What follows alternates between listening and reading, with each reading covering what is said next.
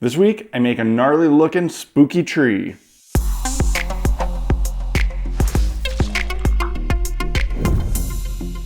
Hey guys, welcome back to another episode of Black Magic Craft. For those of you paying attention, you will know that in my home game, I am suffering through the Sunless Citadel module.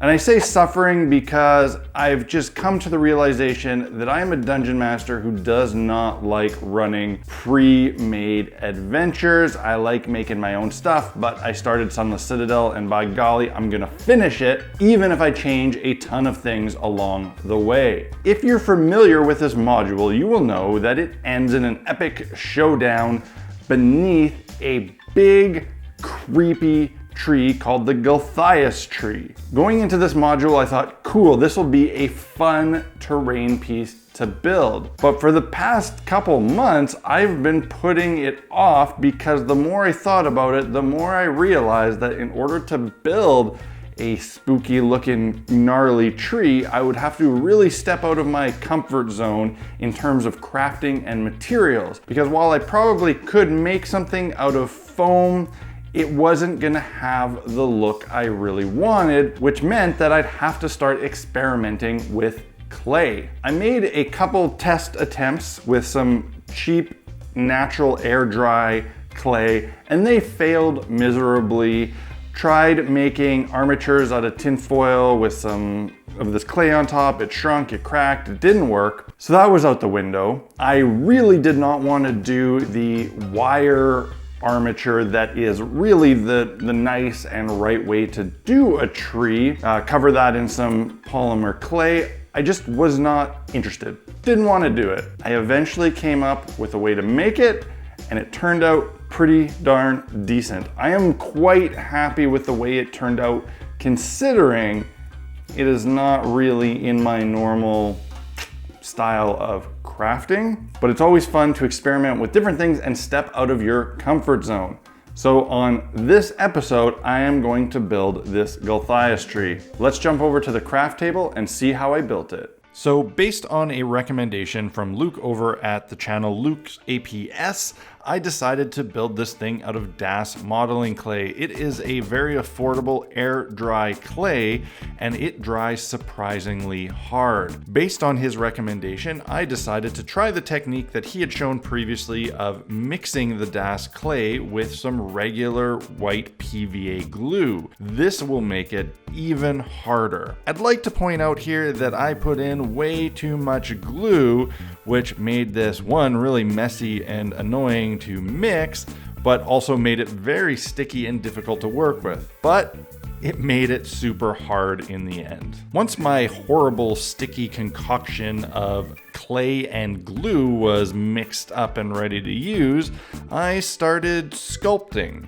And what you can't see is the air quotes that I'm doing on the word sculpting. I really didn't know what I was doing at this point. I just started to try and make a tree trunk. I realized that the clay on its own before it was cured was very, very soft and bendy and it needed some sort of support. So I grabbed a wood dowel and started building around that. And I just kept messing with it and hating myself and my decision to start this project until I got something that kind of resembled the shape of a tree trunk. Again, I realized that this clay was way too soft and malleable to sculpt any sort of tree bark on, so I ran out to the yard, grabbed some twigs, dug through some snow to find some, and I kind of ripped my trunk apart and put in some branches and started building off the twigs as a sort of armature. Finally, with an actual somewhat stable form, I was able to get to the part that I was actually looking forward to doing, and that is sculpting the tree bark. This was actually fun and was very easy. I just used a little pointed sculpting tool and etched in some lines. It really was not that complicated.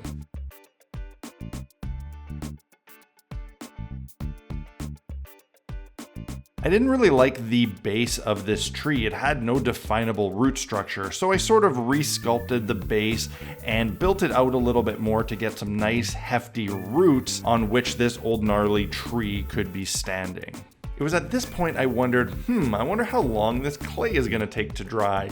So I looked at the package in horror when I realized it said 24 hours per centimeter of clay. This tree was very thick and it was gonna take like a week to dry, so I thought it'd be a good idea to cut it away from the cutting mat I was building it on and raise it up on some pencils so that hopefully the air could get up underneath into the thicker bottom part and dry a little bit faster. A few days later, when the clay was nice and hard, I added some more branches to embellish the tree. These were held in place with some glue and some more DAS clay, and I just sculpted the bases to blend in with the main trunk.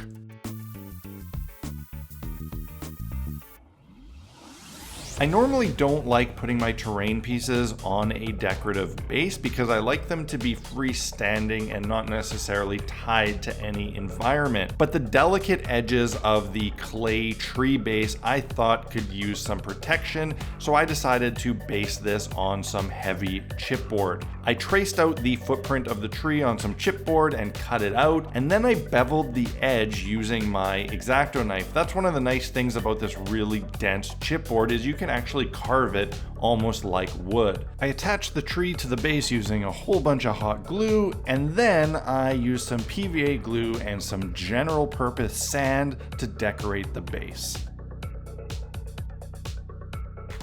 I did my usual pre-paint step of Mod Podge and black paint, and I don't know if it was really necessary because this clay dried really dang hard, but given that there was sand, clay, and natural tree branches involved here, the Mod Podge acted as a nice primer to give me a uniform, consistent coating across all the various materials for painting. The first coat of color on this tree was a brown, and you're probably wondering, what fancy brown did I use? I used Craftsmart acrylic brown. That's the color, brown. Nothing, just brown. To highlight all of the tree bark texture and to make this thing look really old and weathered and gnarly, I gave the whole thing a dry brushing in a light tan color.